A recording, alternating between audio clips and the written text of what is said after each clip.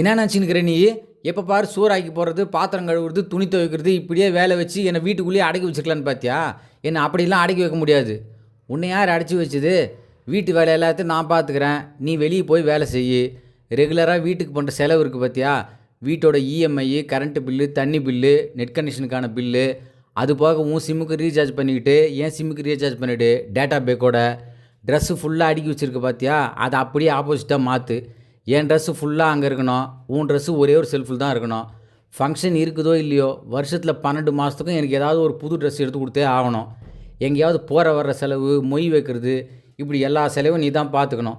அதோட எங்கள் வீட்டு சைடு சொந்தக்காரங்க யாராவது வந்தாங்கன்னா அவங்களுக்கு மட்டன் பிரியாணி செஞ்சு போட்டு ஊருக்கு போகும்போது புது ட்ரெஸ் எடுத்து கொடுத்து அனுப்பணும். வாரத்தில் ஒரு நாள் தான் சண்டே லீவு, வீட்டில் ரெஸ்ட் எடுக்கலாம் அப்படின்லாம் நீ சொல்லக்கூடாது.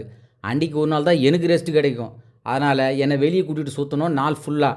அன்றைக்கி நைட்டு வீட்டுக்கு வரும்போது ஹோட்டலில் தான் சாப்பிட்ணும்.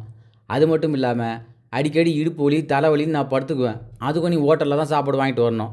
இதெல்லாம் நீ பார்த்துக்க, வீட்டு வேலை எல்லாத்தையும் நான் பார்த்துக்கிறேன்.